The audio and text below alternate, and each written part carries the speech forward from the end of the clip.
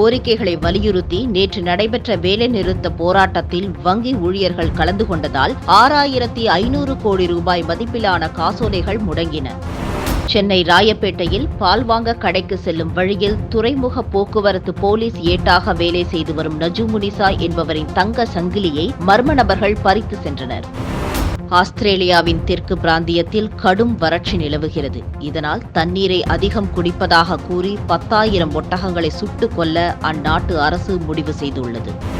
சென்னை அம்பத்தூர் இந்து முன்னணி பிரமுகர் சுரேஷ்குமார் கொலை வழக்கில் தொடர்புடையதாக பெங்களூரில் நேற்று கைது செய்யப்பட்ட முகமது அனீப்கான், இம்ரான்கான், முகமது சையத் ஆகியோர் தமிழகத்தை தாக்க திட்டமிட்டிருந்ததாக தமிழக கியூ பிரிவு போலீசார் நடத்திய விசாரணையில் தெரியவந்துள்ளது.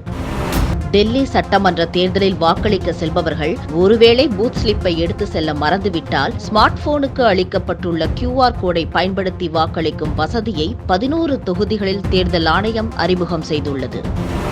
JNU பல்கலைக்கழகத்தில் 5ஆம் தேதி நடந்த வன்முறை சம்பவம் தொடர்பாக ஒரு பெண் உட்பட 3 பேர் யார் என்று கிரைம் பிரான்ச் போலீஸ் அடையாளம் கண்டுவிட்டதாக சொல்லப்படுகிறது. போராட்டத்தின் போது சுதந்திர காஷ்மீர் வேண்டும் என்ற பதாகையை பிடித்திருந்த மெஹக் மிர்சா பிரபு மீது FIR பதிவு செய்யப்பட்டுள்ளது. தமிழக கேரள எல்லையான கன்னியாகுமரி களியக்காவிளை சோதனை சாவடியில் பணியில் இருந்த சப் இன்ஸ்பெக்டர் வில்சன் மர்ம கும்பலால் சுட்டுக் கொல்லப்பட்டார். மணல் கடத்தல் கும்பலால் இவர் கொல்லப்பட்டாரா என்ற கோணத்தில் விசாரணை நடைபெற்று வருகிறது. ரஜினியின் தர்பார் திரைப்படம் இன்று வெளியான நிலையில் மும்பை திரையரங்கம் ஒன்றில் திரண்ட ரசிகர்கள் பட்டாசு வெடித்து இசைக்கருவிகள் வாசித்து அமர்க்களப்படுத்தினர். அணு ஆயுத தயாரிப்பில் ஈடுபட்டு வரும் ஈரான் உலக நாடுகளுக்கே அச்சுறுத்தலாக இருக்கிறது என அமெரிக்க அதிபர் டொனால்டு டிரம்ப் குற்றம் சாட்டியுள்ளார். மேலும் தங்கள் முந்தைய அரசாங்கம் கொடுத்த பணத்தில் வாங்கிய ஆயுதங்களை கொண்டு அமெரிக்க ராணுவ தளத்தின் மீது ஈரான் தாக்குதல் நடத்தியுள்ளதாக ஒபாமாவையும் மறைமுகமாக சாடியுள்ளார் டிரம்ப்.